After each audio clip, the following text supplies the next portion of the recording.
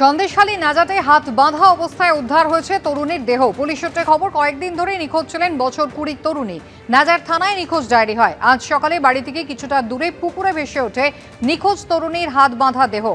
দড়িতে ইট বেঁধে দেহ ফেলা হয়েছিল বলে স্থানীয়দের দাবি। সমীরণ পাল আমাদের প্রতিনিধি রয়েছেন টেলিফোন লাইনে। সমীরণ, পুলিশ সূত্রে কি বলা হচ্ছে? পুলিশ সূত্রে যেটা বলা হচ্ছে যে এই গত কয়েকদিন ধরে অর্থাৎ 4 তারিখ থেকে নিখোঁজ ছিল এবং তারপরে তার খোঁজ খবর কিছু পাওয়া যাচ্ছিল না। আজ সকালে বাড়ির অদূরেই একটি পুকুরে তার দেহ ভাসতে দেখা যায়, তার হাত বাঁধা অবস্থায় ছিল। এরপর নাজার থানার পুলিশ দেহ উদ্ধার করে ময়নাতদন্তে নিয়ে গেছে এবং এখনো পর্যন্ত পুলিশের তরফ থেকে যেটা জানানো হচ্ছে যে পরিবারের তরফ থেকে লিখিত অভিযোগ দেওয়ার প্রক্রিয়া শুরু হয়েছে এবং যে ধরনের অভিযোগ পাওয়া হবে সেই তদন্ত শুরু হবে। এদিকে পরিবারের সদস্যরা অভিযোগ করছে যে ওই তরুণকে ধর্ষণ করে পুকুরে ফেলে দেওয়া হয়েছে। এই ঘটনাকে কিন্তু রীতিমতো চাঞ্চল্য ছড়িয়ে পড়ে।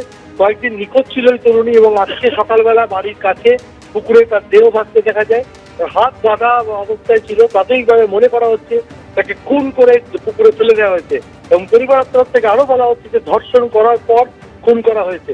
গোটা বিষয়টি তদন্ত করে দেখতে বসিরহাট নাজার থানার পুলিশ। বসিরহাট পুলিশ জেলার সূত্রে যেটা বলা হয়েছে, পরিবারের তরফ থেকে যে ধরনের অভিযোগ দেবে সেই অভিযোগের ভিত্তিতে তদন্ত শুরু হবে। সুস্মিতা, ধন্যবাদ। সন্দেশখালীতে এবার বিজেপি নেতাদের বিরুদ্ধে কুরুচিকর মন্তব্যের অভিযোগ করলেন দলেরই মহিলা নেত্রী। লিখিত অভিযোগের ভিত্তিতে গ্রেফতার করা হয়েছে স্থানীয় এক বিজেপি কর্মীকে। যদিও বিষয়টিকে দলের মধ্যে ভুল বোঝাবুঝি বলে সাফাই দিয়েছে বিজেপি নেতৃত্ব।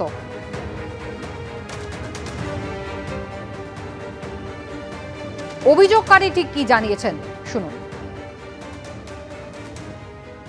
আজকে খুব দুঃখজনক একটা ঘটনা আমার সাথে হয়, তার জন্য আমি খুব মর্মাহত। আমাদের এখানকার লোকাল কিছু নেতা আছেন, সেই টিএমসি পার্টির সাথে গটাপ করে তারা আজকের পাবলিক প্লেসে রাস্তায় আমাকে কুরুচিকর মন্তব্য করেন। বিকাশ সিং ছিলেন, অর্ণব ছিলেন এবং রতিকান্ত ছিলেন। তো আমি কোনোদিন ভাবতে পারিনি তারা রাস্তায় ফেলে আমার সাথে এরকম ধরনের ব্যবহার করবে। আমি এর জন্য প্রশাসনের দ্বারস্থ হয়েছি। বিজেপি নেতৃত্ব যদিও দাবি করছে যে গোটাটাই দলের মধ্যে ভুল বোঝাবুঝি আর পাল্টা কটাক্ষ করছে শাসক দল। না না, এটা সম্পূর্ণ মিথ্যা। এটা সম্পূর্ণ মিথ্যা। কারণ এরকমভাবে আমরা সন্দেশখালীর বুকে যখনই কোনো আন্দোলন হয়েছে বড় বড়, তো তখনই কিছু না কিছু ইস্যু টিএমসিরা তোলার চেষ্টা করেছে। এখন মানব মাত্রায় বিভিন্ন ভুল হতে পারে, তো আমার ধারণা ওর কাছে শুনলে জানা যাবে। এটা সম্পূর্ণ ও ভুল বুঝেই মনে হয় করেছে। দলীয় কর্মী, আমরা কথা বলে এইসব ব্যাপারে আমরা আশা করছি মিটে যাবে আমাদের নিজেদের মধ্যে।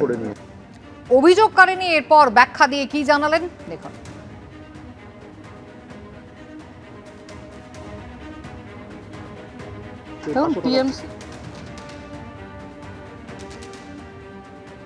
টিএমসি কি বললো না বললো তাতে আমার প্রয়োজন নেই। আমাদের নিজেদের মধ্যে একটা মিসআন্ডারস্ট্যান্ডিং হয়েছিল, তার জন্য আমি আইনের সহযোগিতা নিয়েছিলাম। ওনারা ক্ষমা চাইতে আমি ওনাদের কেসটা উইথড্রল করে নিচ্ছি।